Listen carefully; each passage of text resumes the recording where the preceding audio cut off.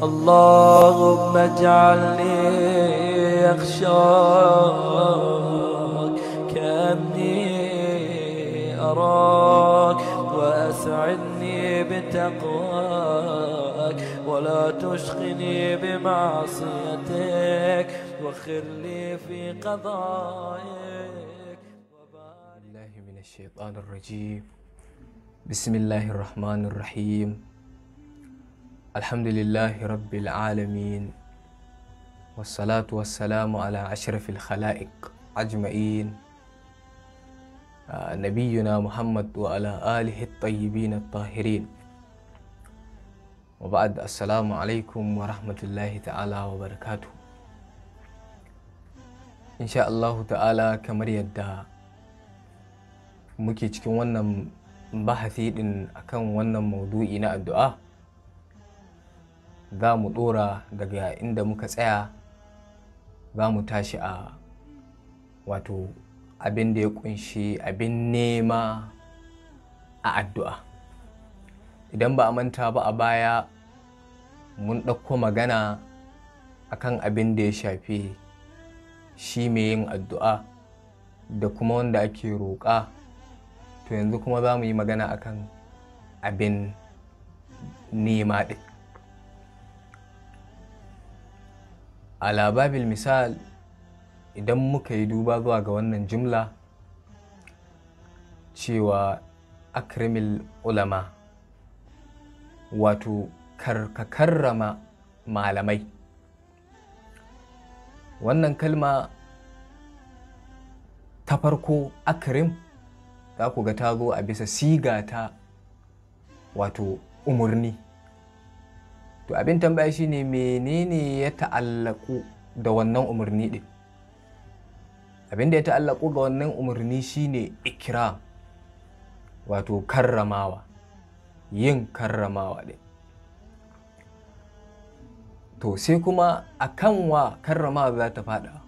Neman da ake na ayi karramawa din akan wa za ta fada? Za ta fada akan al'ulama, malamai. To wannan shine ma'anar abin da nake so na fitar, wato maudu abin da ake nema din na ita addu'a din.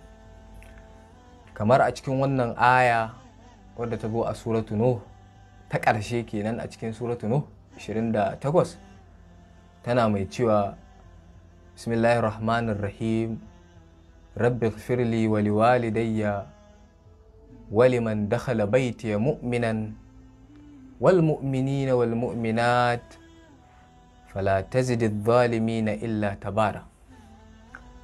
Annabi Nuhu yana mai addu'a Allah subhanahu wa ta'ala ya gafarta masa da kuma wanda ya shiga gidansa yana mai imani, wato a bisa aminci, da kuma muminai maza da mata. Sannan ya ƙara da roƙon kada Allah ya ƙara ma azzalumai komai sai halaka. A cikin wayannan a wannan addu'ar da Annabi Nuhu yayi, muna da abubuwa uku. Na farko, wato wanda yayi wannan ita addu'a din shine Annabi Nuhu, mai addu'a kenan. Sai kuma wato wanda ake roƙo, Rabb, wato Allah subhanahu wata'ala. Sai kuma abinda ake roƙa wanda shine maghfira, gafara. To akan wa ake so a yi wannan gafara din? Shine a kaina, kamar yadda Annabi Nuhu ke cewa ighfirli wa liwalidayya, da iyayena da kuma waɗanda suka shiga a wannan gida suna masu aminci. Sai kuma muminai maza da mata. Sannan kuma yake roƙon kada a ƙara ma azzalumai komai sai mi halaka. To kun ga maudu'in addu'a shine annabi da kuma su wa'annan muminan, da kuma can nema na biyu da yi akan wato ainihin azzalumai. To anan kamar yadda ya gabata baya, mun yi ishara akan cewa Allah subhanahu wata'ala ya sanya addu'a a matsayin ibada tasa, wanda kuma ya batta a matsayin mai girman kai kuma zai shiga jahannama yana ƙasƙantacce.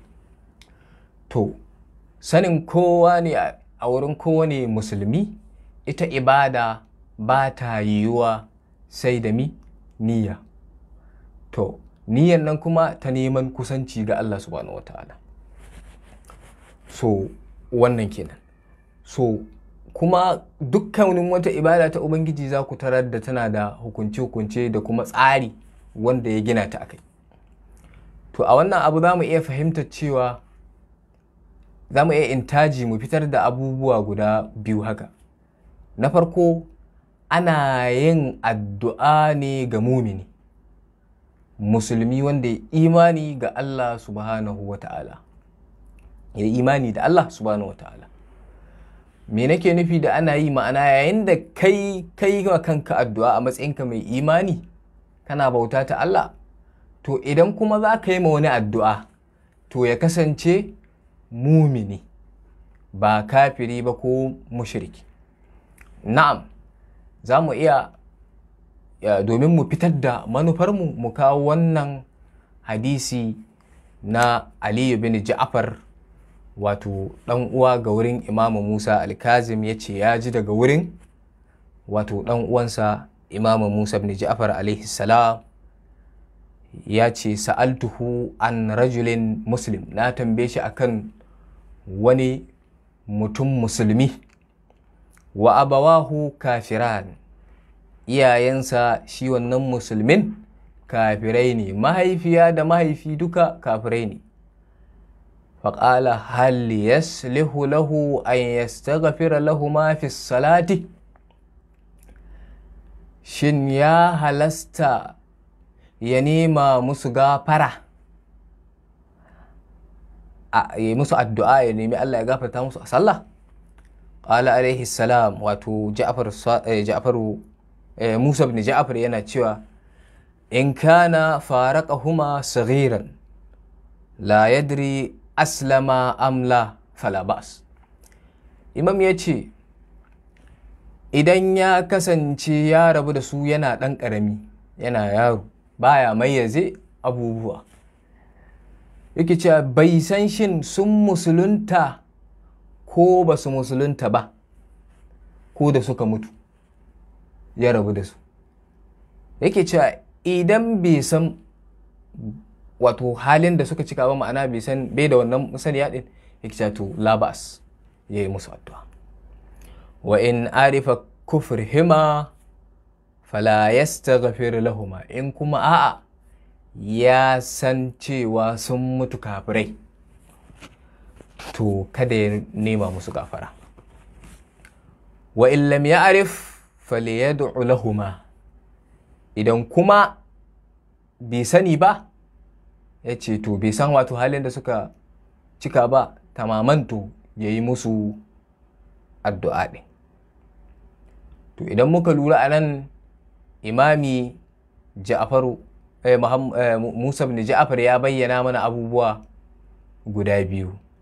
Shine idan mutum ya kasance kafiri, ana yi masa addu'a a yayin da menene yake, idan ya mutu, awalan idan ya mutu an yi mishi addu'a ne, in ba a san ya mutu akan kafirci ba, to za a yi mishi addu'a. Amma in kuma an san cewa ya mutu bisa kafirci, ba za a yi mishi addu'a ba. Wannan kenan. To sai na biyu, da ishara ta biyu, shine azzalumi mutlaqan, azzalumi wanda yake galaba ga mutane, ga haƙoƙan mutane, ya danne haƙoƙansu, ya ƙwace abin da suka mallaka, ya jefa su munanan hali, to shi ma ba a yi masa addu'a ta yin galaba ko ta izza ko ta nasara ko ta samun wani abu na fa'ida, domin wannan abin ya taimake shi zuwa gami, wato yin wannan zalunci ne. Amma idan addu'a ta kasance a wato nema masa shari'a ne, wannan abu ne ma abin yabo a shari'ance, kamar yadda ya zo yake kuma tabbatacce daga manzon Allah Nabiyul Akram cewa yana yi ma al'ummarsa gaba ɗaya wato gafara, ya nemi musu addu'a, ya nemi musu nema musu gafara. Allahumma ghafir li qaumi innahum la ya'lamun. Allah ubangiji ka gafarta ma mutane na, al'ummar da nake rayuwa cikin su, hakika su ba su sani ba, to kaga saboda jahilcin su annabin Allah ya nemi musu addu'a.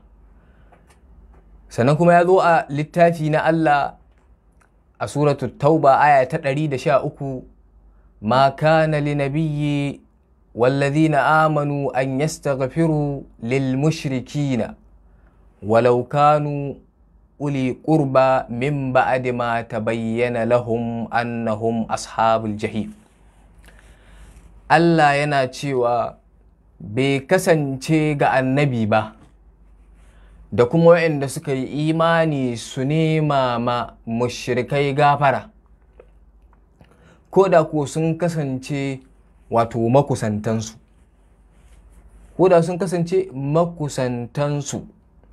a bayan ya bayyana ma wannan annabin ko ya bayyana ma waɗannan masu imanin cewa waɗannan mushrikan fa sun kasance a cikin 'yan wuta. To a nan in muka dubi wannan aya za mu tarar da tana ta za a yi mu gane ko annabi ko wani abu. Na'am, muna da itikadi akan cewa annabi iliminsa huduri, na'am ba wannan maudu'in ba. Na'am, muna da itikadi akan cewa shi annabi yana sani da abubuwa da kuma makomar abubuwa bisa izini na Ubangiji da kuma sanar da shi da Allah ya yi. To ta yi muminai su sani ta hanyar ba da labarin annabi ko ɗaya daga cikin masu. To a nan kaga kenan Allah ya hani ga a yi ma mushrikai addu'a, ko da ko makusanta ne bayan ta bayyana ga cewa ‘yan suna daga cikin ‘yan wuta. Taya ma'ana sun mutu a bisa shirka, wannan kenan. To sannan kuma daga cikin fuskar da muke cewa abin yabo ne a yi musu addu'a idan ya zamana suna a raye a halin da ake yin tabligi ko da'awa na su fahimta domin a farkar da su, ya zo a yayin da aka karya wato haƙoran annabi, wanda wala'alla wannan ne yasa aka kawo cewa yana da wushirya. Abin da ya faru tsakaninsa da wato ƙuraishawa mushrikai waɗanda suka fasa masa haƙora, abin har ya canza fuskar annabi, ya zama yadda ya fitar da damuwa da canjin yanayi a yaƙin Uhudu. Sahabbansa suka ce lau da auta alaihim, dama kayi musu addu'a, ma'ana Allah ya saukar da azaba ya ragargaje su kamar yadda annabawan baya suka yi. Faƙala sallallahu alaihi wa alihi, manzan Allah yake cewa inni lam ub'athu la'anan, haƙiƙa ni ba aiko ni ina mai tsinuwa ba, wato ba aiko ni aiki na kawai shine tsinuwa ba, walakinni bu'ithtu da'iyan wa rahmatan. Annabi yake cewa amma ni an aiko ni ina matsayin mai kira kuma mai wanda yake rahmatul lil alamin. Sannan ya cika da cewa Allahumma ihdi qaumi fa innahum la ya'lamun. Annabi ya ci gaba da cewa ya Allah ka shiryar da al'ummata, haƙiƙa ba sani ba. To kaga anan za mu fita da abubuwa biyu, shine azzalimi ko mushriki a halin da suke raye ane musu addu'a kala biyu. Idan zaluncinsu ya ƙure matuƙa, an ɗebe tsammani na shirya su kamar yadda sauran al'ummomin baya suka yi, irin yadda annabi Nuhu ya sha gwagwarmaya ta shiryarwa, amma kullum abin da suke ƙaruwa shine menene, wato fasadi da ilhadi. In kuka dubi irin addu'ar da ya musu, rabbi la tazar alal ardi min al kafirin dayyara naka in tadharhum yudillu ibadaka fala yalidu illa fajiran kaffara. Kaga wannan saboda menene sun kai gaya makura, yana roƙon a halakar da su saboda ko an bar su ba za su haifi komai ba sai menene fajirai, kuma ba za su ƙara a komai ba sai dai su yi tabbatar da al'umma sun zama menene mufsiduna fil ardi. To a bisa darura sai a roƙi Allah ya dammarar da su ya halakar da su. To amma in ba a kai ba su kai irin wannan muddin ba ana kan da'awa mujarradin shirka da sauransu, so akan yi addu'a salo irin na manzo na Allah, wato Allah ya shiryar da su. Wannan kenan. To wannan muqaddiman na yi ta domin na fitar da abubuwan da suke a ɓangare na shari'a. Na farko abin da yake bai halasta a roƙa ba, kamar misali mutum ya roƙan makansa Allah ya halakar da shi.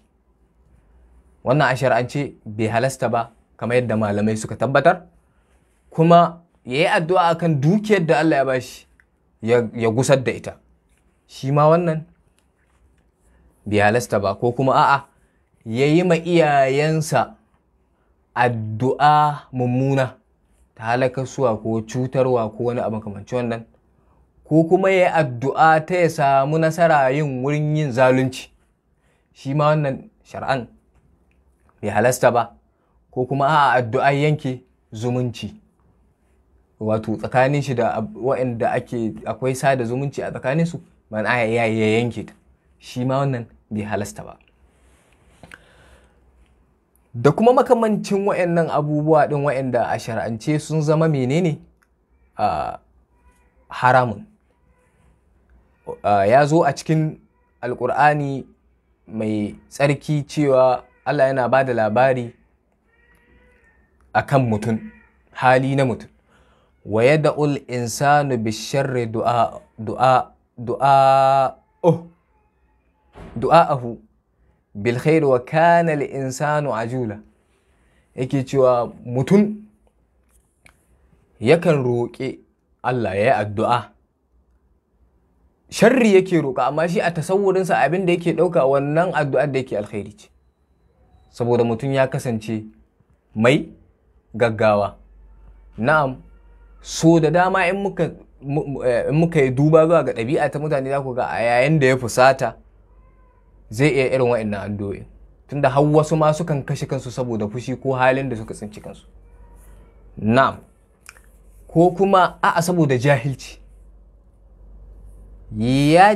cikin jahilci yake roƙan makansa sharri, alhali shi yana dubin wannan abin alkhairi ne. So saboda irin wannan, to sai ya zamana yana da bukata, kamar yadda imami Ja'far Sadiq yake cewa wa'arif ɗuriƙu najatuk wa hilakuk kai la tad'u Allah bi shay'in fihi hilakuk wa anta tadhunnu fihi najatuk. Qala Allah azza wa jalla wa yad'u al-insanu bish-sharri du'aahu bil khair. Yake cewa ka san hanyoyi na rabauta na tsirarka, kuma ka san hanyoyin da za su kai ka zuwa ga na halakarka.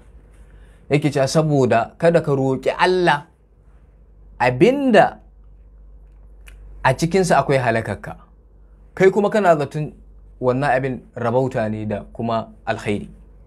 Sai ya kawo wannan ayat cewa mutum yakan roƙe abu wanda addu'an nan da ya ta sharri ce, amma sai ya zama na shi yana tasawurin alkhairi ne.